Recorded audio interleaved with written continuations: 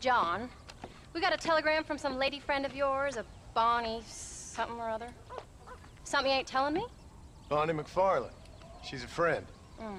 Saved my life when I went after Bill and nearly got myself killed again. Oh, and now you two's in the habit of sending each other letters. How very nice. It weren't nothing like that. What's it say? I don't know. I can't... Well, you know I can't read. Give it here. You read that thing out loud? I ain't hiding nothing. Dear Mr. Marston, stop. Need corn sacks. Stop. Emergency. Stop. Weevils and moths ate entire county supply. Stop. Can you help? Not exactly the most romantic request now, is it? I guess not. She saved your life, you say? Yes, ma'am. Well, then you're gonna have to help her and her family out. We've got a plentiful supply of corn sacks over near the silo. About the one thing Uncle didn't manage to have stolen while we was gone. Okay.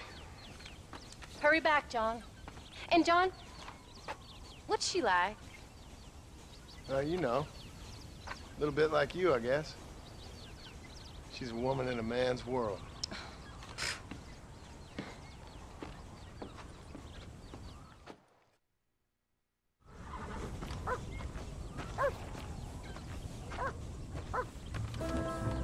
John! Wait! Maybe I should meet this McFarland woman. Well, come on then. Let's get going.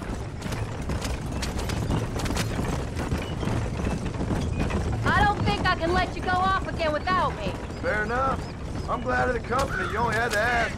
Ask? I was waiting for you to ask me. I thought you'd want to keep an eye on the boy. Oh, while you were off cavorting with cowgirls in the next county? I don't think so, John Marston. You only just got home. That Jack has seen enough of me for a lifetime. So, is she married? This Bonnie McFarland? No. What does she look like? I don't know. Pretty normal, I suppose. Normal? What? Normal like me? No. Normal as in 2 eyes, mouth, nose, that kind of normal. Besides, ain't no woman fine as you. A little flattery.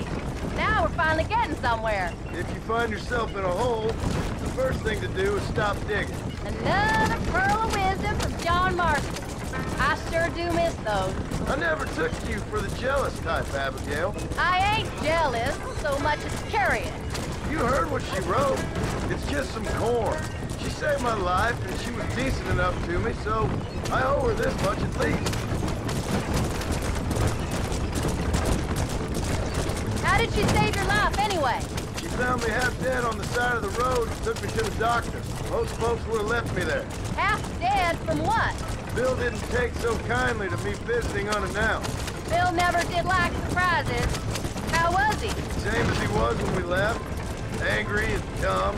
Taking his revenge out on the world. People down there was really scared of him. Of Bill? You gotta be kidding me. He was only frightening if he was afraid of dumb fools. Bill weren't so bad, but when Dutch went crazy, Bill took it hard. For a while, we all thought we'd found something right.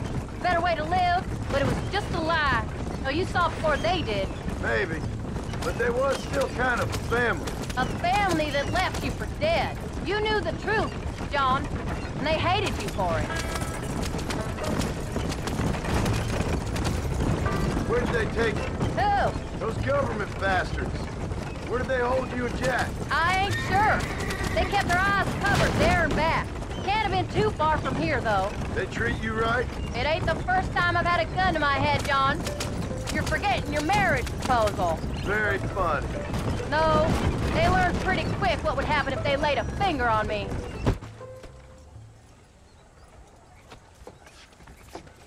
You came. Thank you so much. We lost the entire harvest. Miss McFarland, I'd like you to meet my wife, Abigail. Oh, ain't you quite the gentleman all of a sudden? It's a pleasure to meet you, Mrs. Marston. Likewise.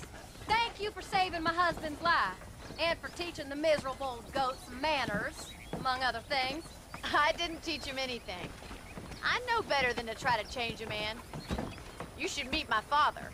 Oh, people can change, Miss McFarland. John and I have to believe that more than anybody. This is a decent first harvest for you, John. You should be proud. That's good land you got there.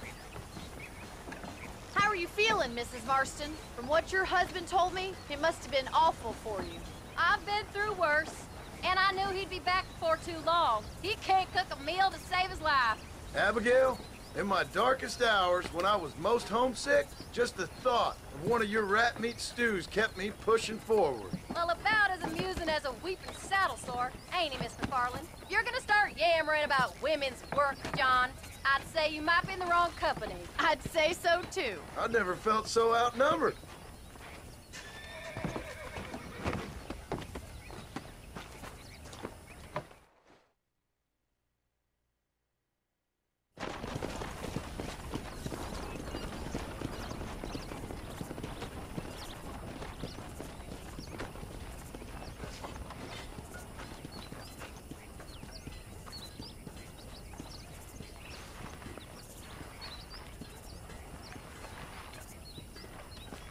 Ma'am?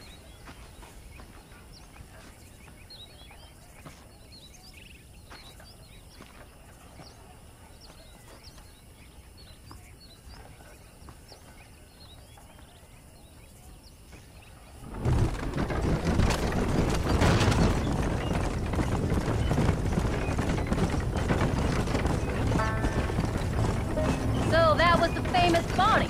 That was her, all right. She's pretty. She's normal, like I said. Well, you always wanted to be a rancher. I'd have thought she'd be just your thing. The perfect rancher's wife, if I ever saw one. I already got a rancher's wife. I'm only teasing. I like her, and I'm glad she saved your life. Most of the time, anyway. The McFarlands are good people. She did blush redder than a shepherd's sunset when she saw you, though. I have that effect on women. You've clearly had one too many blows to the head. You ain't wrong about that, Mrs. Marston. That's quite a ranch they got there. That'll be us someday. As soon as we get back on our feet. I don't know, John. How many times can we start again? An outlaw and a working girl. We ain't exactly farmers. We are now. Forget that life.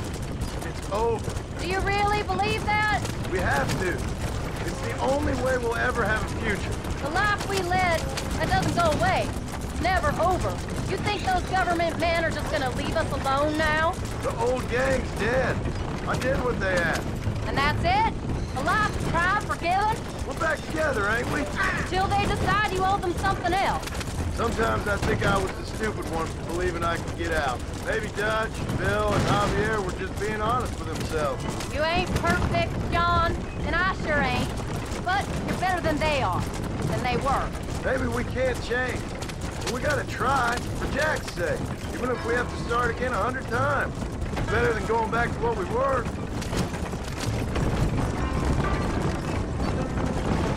How's Jack doing? Angry, upset. He's been through a lot. I hope he's gonna be all right. It's gonna take time. For a while, his world was safe. Normal, even. Then it got turned upside down again. He ain't saying much about it. I've tried to talk to him, but how do you explain any of this? What do you say when he asks about Uncle Bill and Uncle Dutch? They were his family when he was a little boy. He hides away in those books of his. Wouldn't you? It ain't like the real world's done him many favors. He's just been kidnapped. He grew up with the gang. That's no life for a boy. We did our best to protect him. Come on, John. He saw things no boy should see.